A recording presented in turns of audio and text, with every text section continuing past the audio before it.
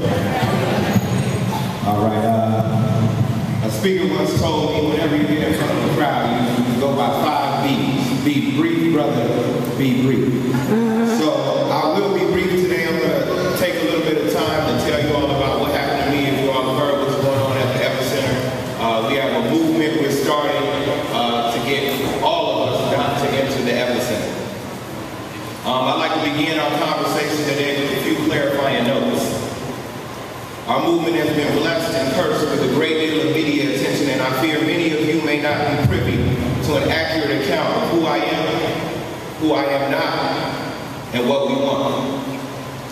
My name is Phillip Agnew, and I am no thug, I am no hoodlum, and I am no fool.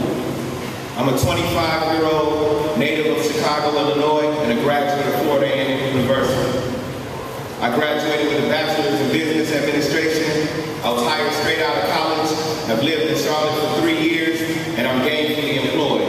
I am no thug, I am no hoodlum, and I am no fool. But I was not invited here to give you all introductions and waste your time.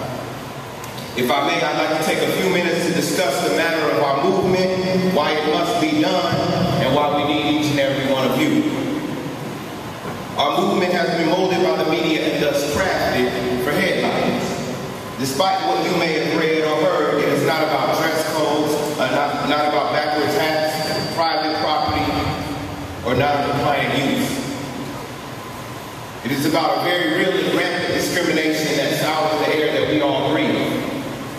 It is about the diminished quality of living that these unchecked acts lead to for many in the minority. It is about a city on the verge of the future, host of the 2012 Democratic Convention, a proud banking hub, a city rich in culture and diversity that seems determined to hide it. It is about a tower in the literal epicenter of the city that treats minorities with little or no respect, but expects our patronage, our compliance, and our silence. It is about a culture of exclusion that renders many reclusive, choosing to stay in rather than step out and be sent back. Now, I can only speak for myself and the nearly 100 accounts from young, educated victims of uptown discrimination that I received. The young women and men that our movement will represent. The people whom we will fight for. The people who have vowed to change the city for the better forever. I've witnessed and experienced the discrimination firsthand. I've heard the stories of discrimination, of profiling, of embarrassment and incarceration from many. But this must change, and it begins with us. We can and we will. We are not thugs, we are not hoodlums, and we are not fools. Now, I don't know about you, but this is not the city that I want to live in anymore. For many of us, this is not the city that we were sold, the progressive capital of the New South. You see, Charlotte is for us a home with a great facade, well-manicured lawns, fresh trim bushes, and a wonderful curb appeal. A home that tries desperately, however, to hide what goes on in our own backyard. A yard overrun with tall grass and weeds. So I ask you today, who would join us in the little city landscape? How many of you will stand against the injustices that many have been affected by, may not affect you, but affect your brothers, your sisters, your sons, and your daughters? Our boycott of uptown venues is just the beginning, something to wrap our joint efforts around. But it will not stop here. We must work together to mold this city in an image that reflects the great vibrancy and diversity of its many neighborhoods, from North and South Tryon to Dilworth to University to Valentine and beyond. We have a petition demanding accountability from the EpiCentre management for a history of systemic discrimination against minorities. We are demanding an apology for their part in perpetuating an unequal standard for uptown patrons. We're asking the CIAA to take a stand with us against the EpiCentre and any establishment that profiles, discriminates, and demeans its people. We are pleading our case to the Democratic National Convention to make a pledge to only support establishments and organizations that celebrate a just, equal, and democratic standard.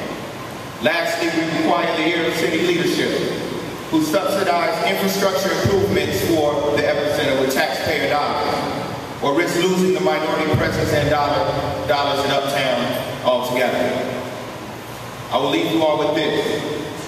In a little over a year, thousands upon thousands will arrive on our front lawn to renominate a history maker. Uptown will be spotless. The homeless will be escorted away. Banners will hang and many a party will be had. Our front lawn will be pristine. But what of our own backyard? Will it match? Will we welcome visitors with pride, or will we continue to wear the mask? Hide our discontent and grumble amongst ourselves? The time is now to decide. We cannot go it alone, but we are prepared to do so. Let's do some landscaping. Let's show them that we are not thugs, we are not hoodlums, and we are not fools.